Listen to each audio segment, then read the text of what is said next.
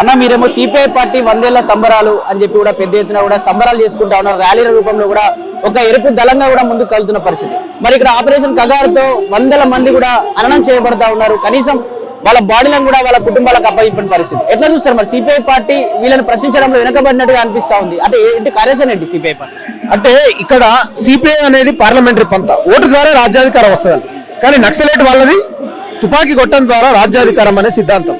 ఏ సిద్ధాంతాలైనా కూడా ఈ దేశంలో భావ ప్రకటన స్వేచ్ఛ ఆర్టికల్ 90 ఇచ్చింది కాబట్టి ఇవాళ భారత రాజ్యాంగం మీద ప్రమాణం చేసినటువంటి కేంద్ర ప్రభుత్వం అనేది ఆ కేంద్ర ప్రభుత్వము తన బిడ్డలను తను పొడుచుకున్నట్టు చేస్తూ చంపేసి కూడా శవాలు ఇవ్వకుండా నిజ నిర్ధారణకు పోతే కూడా అప్పగించలేనటువంటి దుస్థితిలో ఉన్నది.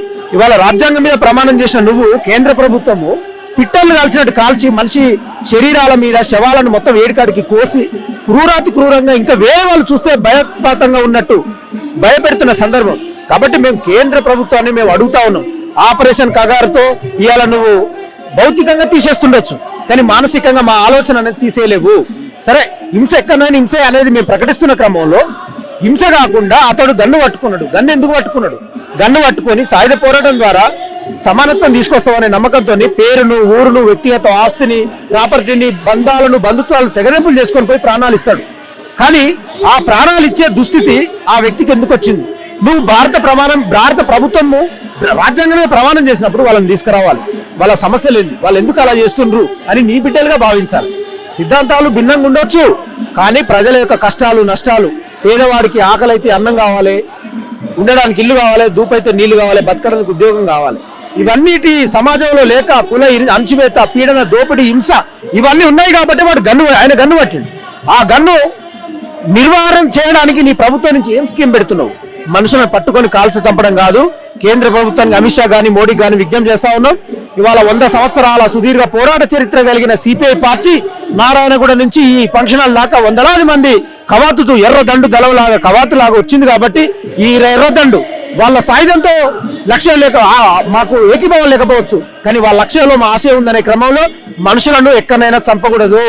సమానత్వం వైపు నడిపే ప్రజల యొక్క ఆలోచన, వాళ్ళ సమస్యల యొక్క పరిష్కారం కేంద్ర ప్రభుత్వం చూసి వాటి పరిష్కారం వైపు నడవాల్సినటువంటి అవసరం ఉందని ఇలా ఆపరేషన్ కగారును వాపసు తీసుకోవాలని మేము ఇలా 100 ఏళ్ల సిపిఐ పార్టీ నుంచి ప్రెసిడెంట్ గా మేము ప్రత్యేకంగా డిమాండ్ చేస్తా ఉన్నాం.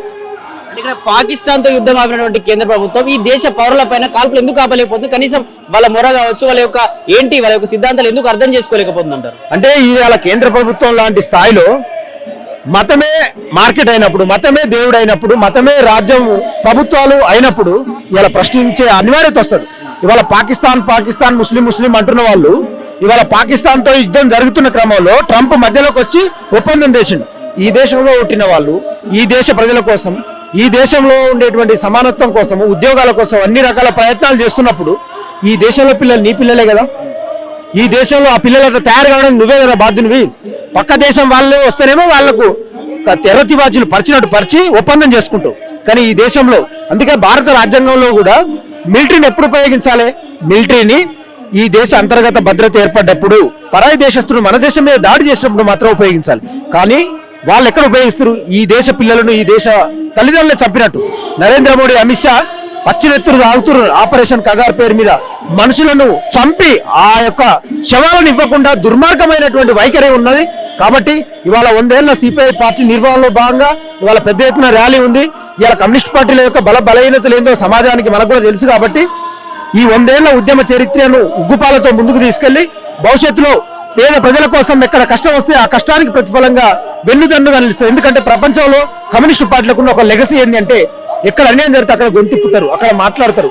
చెగువేరా కావచ్చు, లేకపోతే హ్యూగో చావేజ్ కావచ్చు, ప్రపంచ చరిత్రను దిశను మార్చిన ఒక మార్క్సిస్ట్ ఫిలాసఫీ అనేది ఇవాళ భారతదేశంలో 100 సంవత్సరాల తర్వాత నూతన సిద్ధాంత ఆవిష్కరణకు ముందుకు వస్తుందని అంటే ఇవాళ కేంద్ర ప్రభుత్వం ఇవాళ కాకపోయినా రేపు కాలగర్భంలో ప్రజల దండుకు, ఎర్ర దండుకు కూలిపోక తప్పదని ఈ సందర్భంగా తెలియపరుస్తా ఉన్నాను. రేవంత్ రెడ్డి చేస్తున్న ఈ 2 ఏళ్ల పాలనలో ప్రజలంతా కూడా కొంచెం వ్యతిరేకంగా ఉన్నారు. కానీ ఎందుకు ప్రజల పక్షాన వాళ్ళ సమస్యలను ఎందుకు గల్లం విప్పలేకపోతుంది సిపిఐ పార్టీ? కొంచెం వెనకడుగు వేసినట్టుగా అనిపిస్తుంది. అసలు ఎందులో తప్పు జరుగుతుంది? అసలు ఇప్పుడు సిపిఐ పార్టీ రాజకీయ సమీకరణ నేపథ్యంలో అలయన్స్ ఉండొచ్చు కానీ మా ఏఎస్ఎఫ్ గా లేదు. ఎందుకంటే మీరు ఏఐఎస్ఎఫ్ చూడండి ఒకసారి, మొన్న నిరుద్యోగులు వచ్చినప్పుడు వాళ్ళ పక్షాన్ని నిలబడ్డం. అంతకంటే ముందు కారును బట్టి కూడా రేవంత్ రెడ్డి వన్యప్రాణాలను కాపాడాలని కూడా ఇవన్నీ ఉన్న సందర్భాలు.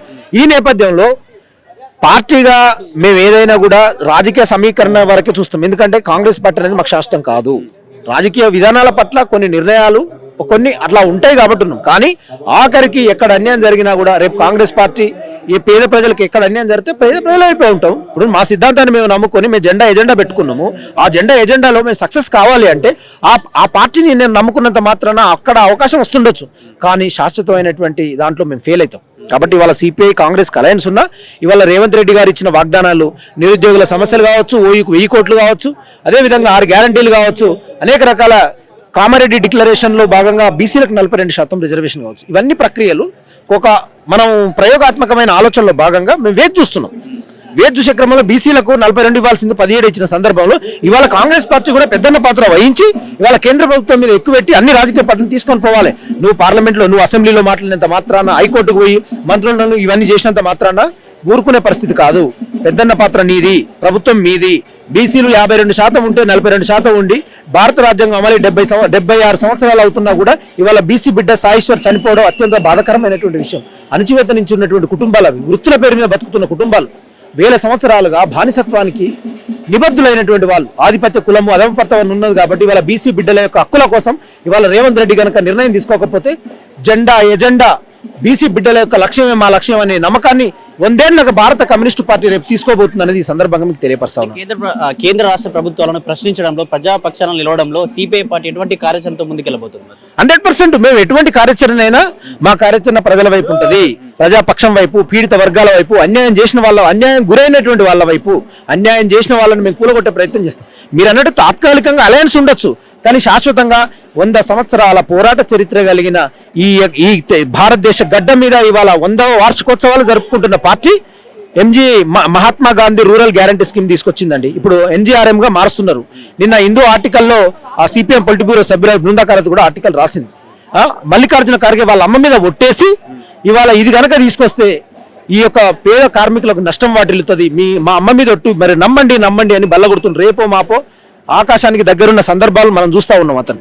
కాబట్టి ఇదే నేపథ్యంలో ఇవాళ సిపిఐ పార్టీ కేంద్ర రాష్ట్ర ప్రభుత్వాల ప్రజా వ్యతిరేక విధానాలుగా ఉన్నాయి అనుకున్న నాడు ఇవాళ సిపిఐ పార్టీ స్వతంత్ర పోరాటంతో పాటు కలిసి వచ్చే భాగస్వాములు, ప్రజాస్వామ్యవాదులు కావచ్చు, అనేక రకాల వామపక్షవాదులు కావచ్చు, మేధావులు కావచ్చు, ఇంటలెక్చువల్స్ కావచ్చు, ఇవాళ ప్రజల హక్కుల కోసం నిలబడి గొంతు విప్పేటువంటి ప్రయత్నం ఈ 100 ఏళ్ల సుదీర్ఘ చరిత్ర కలిగిన సిపిఐ అండగా ఉంటుంది పేదవాళ్ళకనేది ఈ సందర్భంగా మీకు తెలియపరుస్తా ఉన్నాం.